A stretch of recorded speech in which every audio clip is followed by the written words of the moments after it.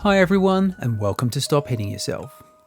DNF Duel, a game I've been excited for since it was first announced, has just been released for PlayStation 4, PlayStation 5 and PC. My copy just arrived, and in this video I'll be delving into what single player content it has available. So, let's hit it. DNF Duel.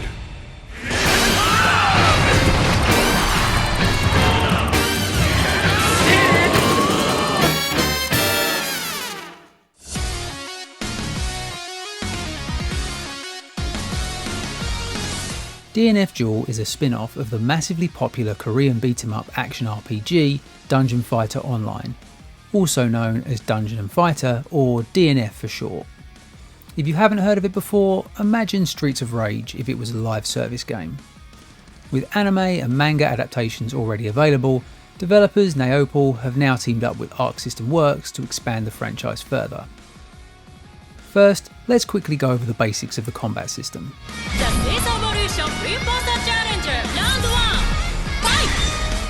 Each character has inputs for 2 standard attacks, a skill attack, an MP skill attack, as well as guard and an awakening move. Also, pressing a direction when using an attack input activates a different move based on the direction selected. For the MP skill attacks in particular, you need to keep an eye on your MP bar, as each use has a cost associated to it. Your MP does regenerate over time, but using too much will cause it to be exhausted and it won't start regenerating as quickly. At the start of each round, the bar is capped at the halfway point, giving you 100 MP. Then, as you take damage, the cap is slowly increased. Finally, when you drop to 30% of your HP, you gain the ability to use your awakening move. Awakening's your character's ultimate attack, and as well as doing lots of damage, you're also treated to some great animated sequences.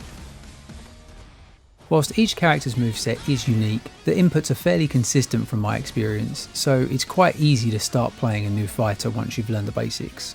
There's also an actions and an awakening tutorial for each character, which provides some good tips for how they should be played.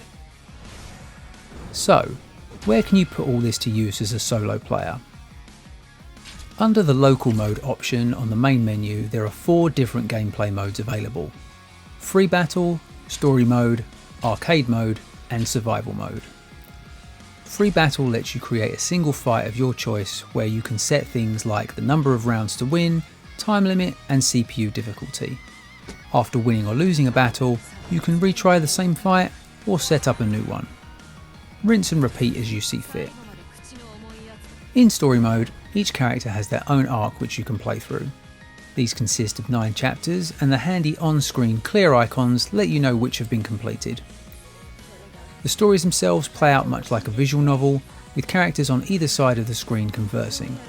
There's a mix of basic animation and some still images thrown in as well to keep things interesting.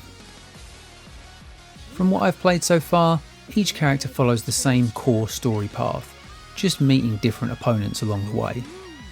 They do, however, seem to get their own unique subplot, which helps give some depth to their character.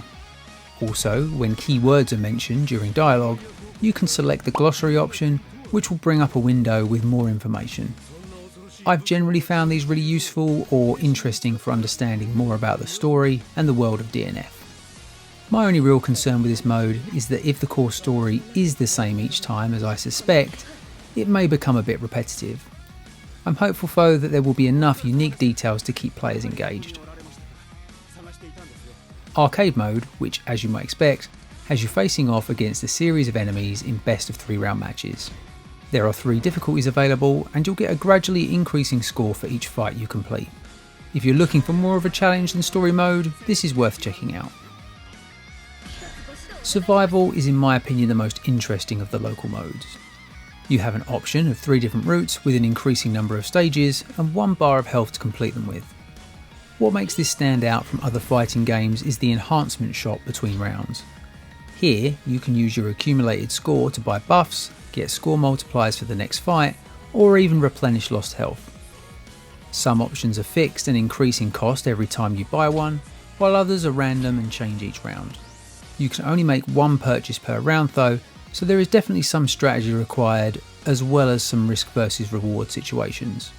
For example, do you heal up or go for a multiplier to increase your score in the next round? The fact that there's also an option to save and exit is great, as I'm sure this will be needed if you're going to take on the 100 stage option. Overall, DNF Duel has what I consider to be a decent amount of content for a solo player. Although, as mentioned, I'm concerned the story mode might become a bit repetitive. However, the honestly stunning visuals and easy to pick up combat system means you'll always be having fun whatever mode you choose to play. If you've played and enjoyed other Arc System Works games like Guilty Gear, Grand Blue Versus and Dragon Ball FighterZ, it's probably likely you'll enjoy this title too. Thanks for watching the video. If you enjoyed the content, please consider leaving a like and a comment. You can also subscribe to the channel to get notified about future videos. You've been watching Stop Hitting Yourself. Until next time.